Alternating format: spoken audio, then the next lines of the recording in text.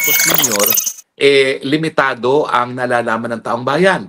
Kasi ang meron lang tayo noon, dahil nga wala tayong malayang pamamahayag, yung mga tinatawag natin mosquito press. Pero ngayon, lantad na ang korupsyon, kung gaano katindi ito dahil nga sa internet, no? So ikaw ay talagang taga-planet Mars kung hindi mo pa alam kung bakit nagagalit ang tao ngayon sa tindi ng korupsyon ng Pilipinas, no? Ay, magandang araw po sa inyong lahat, ha? Nako, medyo malamig na po dito sa Netherlands, no? Mga 10 na at talaga naman pong pa-winter na, no? Tapos na po yung autumn, ang mga dahon sa mga puno ay nalalagas na. Tapos na yung mga makulay na mga dahon at ngayon po talaga nakakalbo na sila. At nararamdaman ko na ang lamig sa hangin dito sa dahig. Ganun pa man, bukas ngayon ang aking bintana kasi marami akong mga leftovers na pagkain na parang refrigerator naman ang sala ko. Dahil maliit lang ang refrigerator, iniiwan ko sa labas yung mga pagkain dito sa sala, binubuksan ko bintana. Meron namang pintuan kasi ang aking sala at pwedeng maging refrigerator itong aking sala. No? Congratulations nga pala dun sa aking mabuting kaibigan, si Tina Legarda, nakakuha ng Michelin star yung kanyang restaurant na Kumba dyan sa BF Homes. Naku, alam nyo, yung si Tina ay talagang napaka-talented na chef yan. No? Ang aking paborito sa kanya, yung Steak Manila dyan sa kanyang restaurant sa BF Homes. Bagamat itong Kumba, ito'y bagong restaurant na parang fusion. Fusion na Philippine, Spanish, and Middle Eastern or Mediterranean cuisine. Di pa ako nakakakain dyan kasi binuksan niya, wala na ako sa Pilipinas, no? Pero it must be good dahil matakin nyo, nakakuha siya kagad isang Michelin star, no? At karangalan talaga yan dahil konti-kaunti naman po talaga ang mga restaurants na mayroong Michelin star dyan sa Pilipinas. So maybe one of these days, baka maimbitahan natin si Chef Tina, no? Para sa isang talakayan nang makita natin kung ano ang kanyang sikreto at nakakuha siya ng Michelin star kaagad. No? Congratulations, Tina. So pag-usapan po natin, nakakuha na tayo ng konfirmasyon sa Facebook na galing kay John Lee na isang iglesia member na meron na po talagang nakakasang rally sa EDSA ang Iglesia ni Cristo. Kung maalala nyo, yung huling nag-rally ang Iglesia ni Cristo sa Luneta, napuno nila ang Luneta. 1.4 million ang nag-attend. No? At sigurado ako na itong panawagan nila na 2 araw na pagrarally, mapupuno nila ang EDSA. Kasi ang EDSA, mas madali naman mapuno yan. Bagamat yan po ay mahaba, makitid po, no? Hindi gaya ng Luneta na malawak. Ang tanong na marami, ito na ba inaantay natin para matapos na ang administrasyon ni Marcos Jr. At talaga naman pong dapat matapos na, ha?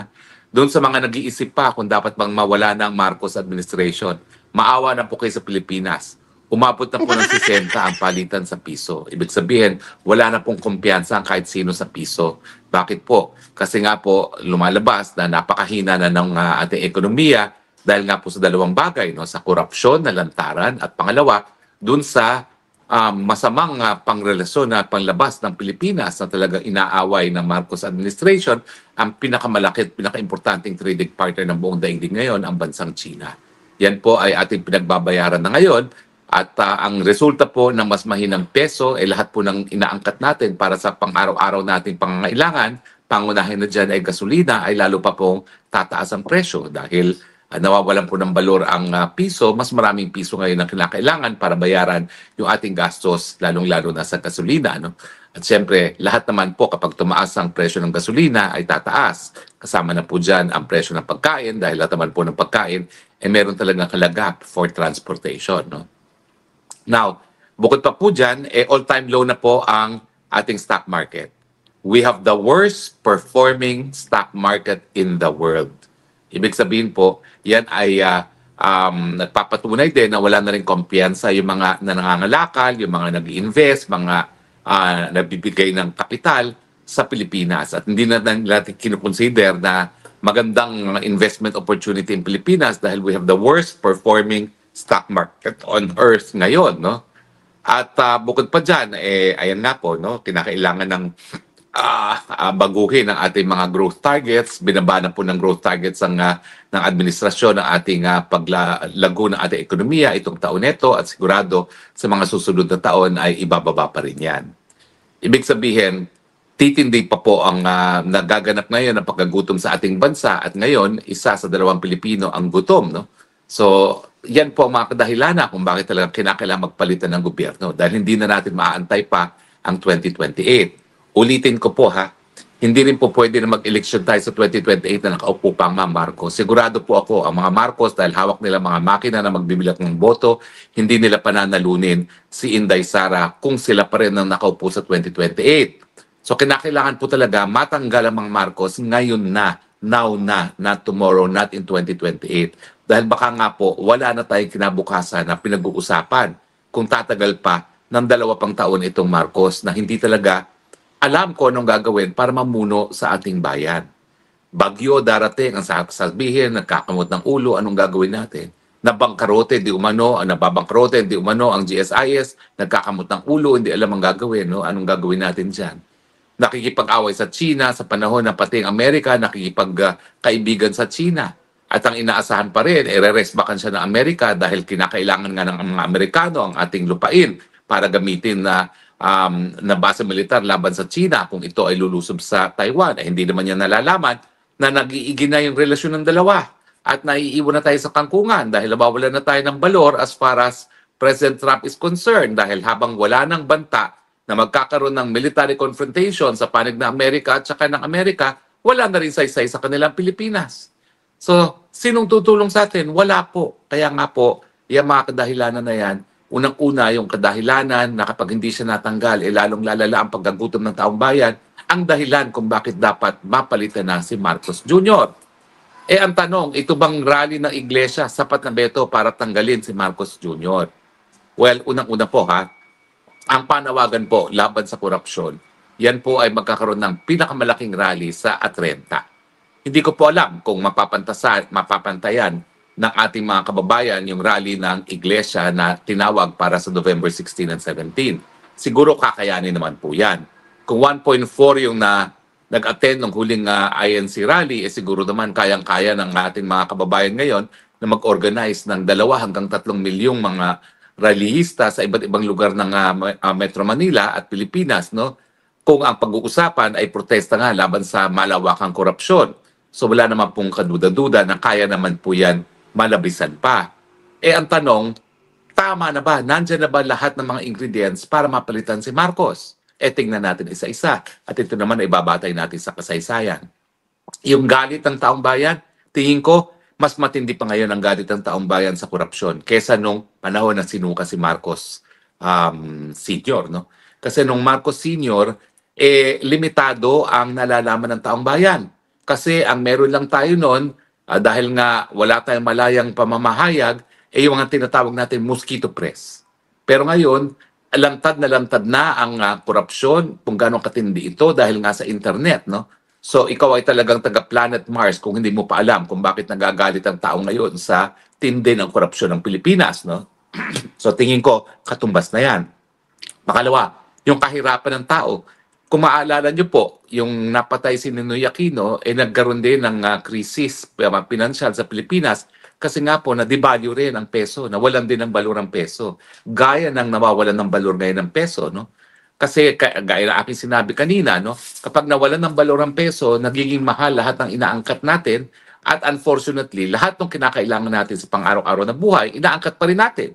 So nagiging mas mahal yung mga bagay-bagay na kinakailangan natin sa pang-araw-araw na buhay. So tingin ko yung kahirapan, mas matindi pa nga. Ngayon nga, nami-measure na natin kung ilan yung naghihirap. Ngayon, kalahati ng Pilipino naghihirap. Pero hindi ako magtataka kung mas matindi na ngayon ang figura kasi hindi naman umunlad ang ekonomiya. Talagang went from bad to worse. So sa tinding ko, mas matindi pa rin ang ating kahirapan. Ang pangatlo is, alam naman natin na hindi talaga mapupwersang magbitiw sa pwesto ang mga presidente kung nandyan pa rin ang suporta ng hukbong sandatahan. So yan ang wala akong alam. Kasi unfortunately, ako'y nasa Netherlands. Hindi ko alam kung anong pulso ng mga militar. Pero mga militar naman, kabahagian ng lipunan ng Pilipinas. kung nararamdaman ng ordinaryong pamilya ang hirap ng buhay, I'm sure nararamdaman din yan ng ating mga kasundaluhan. Bagamat ngayon kasi nga, dinoble ni Tatay Digong ang kanilang mga sahod, so mas hindi nila nararamdaman yung kahirapan dahil mas malaki ngayon ang sahod nila. Mantakin nyo, siguro ngayon, nag-80 na ang mga kasundaluhan, kaya medyo hindi nila nararamdaman. Pero habang nawawalan ng balurang peso, talaga namang lumiliit din ang purchasing power ng mga kasundaluhan. So ramdam na ramdam din nila yung pagtaas ng presyo ng bilihin at kahirapan ng buhay. Now, ang problema din ay meron ba rin mga opisyales sa ating hukbong sandatahan na magpapakabayani gaya ng ginawa ni Fidel Ramos at ni JPE. Sa ngayon, tingin ko malabo yan. Dahil ang Browner at ang Gibot Teodoro talaga naman pong walang pinapakitang kabayanihan sa ngayon. No? Ang kanilang pinapakita ay yung walang batid na suporta dito sa administrasyon ng palpak.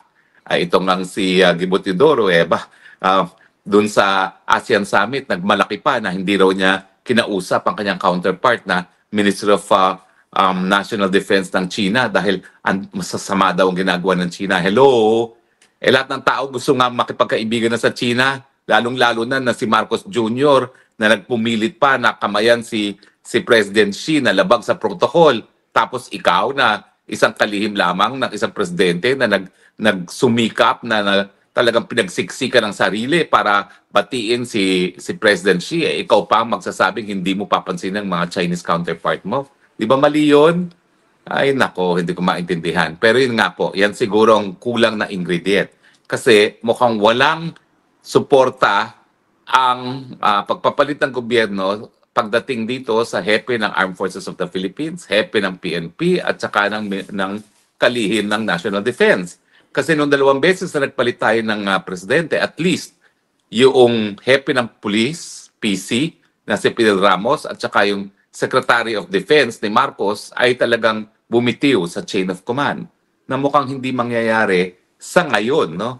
Unless talagang merong iba na mga opisyalis ng militar na magsasabi, aalis na kami sa chain of command at hindi na namin kikilanganin, pati si Browner at saka si Gibot Teodoro, no? At hindi nila kikilalanin ang Marcos Jr. bilang Commander-in-Chief ng Armed Forces of the Philippines, no? So, pag walang ganyan na titiwalag sa chain of command, talagang hindi makakasapi sa pagpalit ng gobyerno ang hukbong sandatahan. Pero, ang tanong nga is, masisitmura pa ba pati ng mga matataas na opisyalis ng hukbong sandatahan at kapulisan ang nangyayari sa ating bayan ngayon? Ang nakakagalit siyempre, silang mga sundalo, binubuwis ang buhay nila para sa inang bayan. Pero nung ginagawa ng mga politiko, nagpapasasa sa kanilang pwesto. Nagpapayaman galing sa kaban ng bayan. Sigurado naman ako na dahil itong mga militar at saka mga pulis na opisyalis na ito ay nag-aral naman sa Philippine Military Academy, nag-aral naman sa PNPA, meron silang sapat na pagmamahal sa bayan para alam nila na kinakailangan na ang bagong kabayanihan now na, not tomorrow. Kung nagbubulag-bulagan ng Browner at saka Teodoro sa realidad ng lipunan sa Pilipinas, sa matindi ng kahirapan, alam ko naman na meron pa rin ibang mga opisyalis na nararamdaman at nakikita yan. At alam nila na meron talaga silang obligasyon na maging protektor ng sambayan ng Pilipino. Now, pero yung bang numero ng taong bayan na lalabas na nagpoprotesta laban sa korupsyon, ano magiging impluwensya nito sa ating hukbong sandatahan?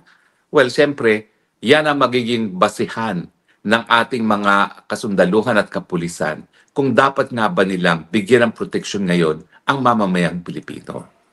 Siyempre, no, hindi naman sila po pwedeng mamuhay na bukod sa mas malakihang lipunan ng mga Pilipinong ginagalawa natin ngayon, na ngayon ay nakaluklok sa kahirapan. Siyempre, pag nakita nila na ang mga taong bayan ngayon, hindi lang sa internet, kung hindi sinusugal na ang kanilang mga buhay para manindigan laban sa korupsyon, sila mismo bilang mga tao na talagang inalay na ang buhay sa inang bayan, dapat din manindigan laban sa korupsyon. At yan naman ang hinihingi natin, na sana nga, hindi lang iglesia, hindi lang mga simbahan ang lumabas na sa mga lansangan at isugal ang kanilang mga buhay para sa kanilang paninindigan laban sa korupsyon at sa pagbabago ng gobyerno, kung hindi ang buong sambayan ng Pilipino na. kayang-kaya po natin na mas malaki pang pagtitipon kaysa sa iglesia kung lahat ng galit ay lalabas na sa lansangan. Kinakailangan na po kayong lumabas sa lansangan kasi tingin ko, yan din ang tinitingnan ng ating kasundaluhan at kapulisan. Talaga bang pikam-pika na ang taong bayan sa korupsyon na nangyayari? Talaga bang wala ng pag-asa ang taong bayan sa administrasyon ni Marcos Jr. at kinakailangan ng magpalit ng gobyerno? Sa tingin ko naman po, sapat-sapat ng dahilan para kayo naman dyan sa inyong mga tahanan ay wag lang magkomento sa Facebook at sa Instagram at kung ano pang social media at kayo'y lumabas na. Sumali na kayo sa 16 and 17 sa rally ng mga iglesia. Miski hindi kayo iglesia para mas malaki pa ang mga pwedeng makita ng militar na taong bayan na naninindigan laban sa korupsyon at para sa pagbabago ng lipunan.